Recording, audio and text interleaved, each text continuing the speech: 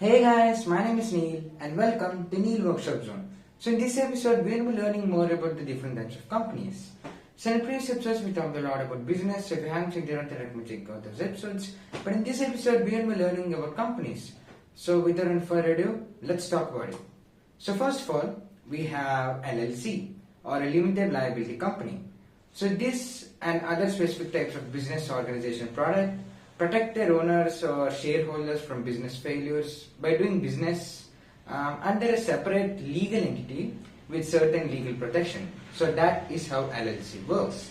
So another one is companies limited by guarantee.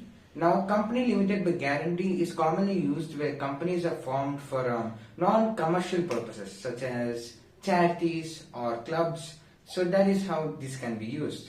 And one other important thing is something known as a franchise. You might have heard about it. But franchise is a system in which entrepreneurs purchase rights to open and run a business from a larger corporation. One major example of this is something known as Disney, which you have probably heard of. So Disney owns the franchises for multiple things, which makes it one of the most powerful entity. Now we can also learn about, let's say, company limited by shares, which is the most common form of company, is usually used for business ventures. A limited company is a company in which the liability of each shareholder is limited to the amount individually invested, with corporations being the most common example of a limited ally. Alright? And we also have unlimited company, where with or without the share capital is sort of a hybrid entity, right? Where the liability of members or shareholders for the debts, if there are any, of the company are not limited. We also have parent company, which is a company that owns enough voting stock in another firm to control management and the operations by influencing or electing its board of directors, right?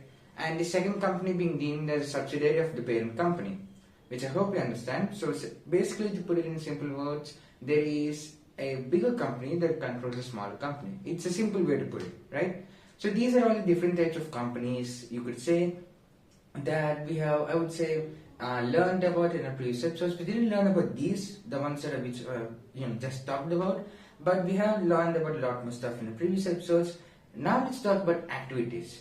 So what do you mean by activities? Well, activities are basically what are the stuff that the business or corporation do. So first we have accounting, right? Accounting is a measurement, the processing and communication of financial information about economic entities such as businesses, corporations, right? The modern field was established by an Italian mathematician. His name was Luca Pagoli, I think, which is a weird name, but he termed accounting as the language of business. We also have commerce, which is the process of exchanging goods and services. And you might think it's like trading, but it's not just a single activity. It includes trade, like buying and selling goods, but it also includes auxiliary services or aids to trade, etc. We also have finance, which is also another activity. It deals with study of money and investments and dynamics of assets and liabilities over time and the conditions of different degrees. So that is another one, finance. We also have human resources, which can be defined as a division of business that involves finding, screening, recruiting, training job applicants. Human resources, or also known as HR, is crucial for a business to help or to succeed, because now that there is an ever-increasing demand for jobs, HR is really important. So we can also learn, or we can also, you might have heard about IT department, which basically stands for information technology, which deals with information technology such as like computer systems in support of enterprise goals. So that is IT department. So you might have heard of IT department all the time, but yeah, that is basically IT in a nutshell, information technology department.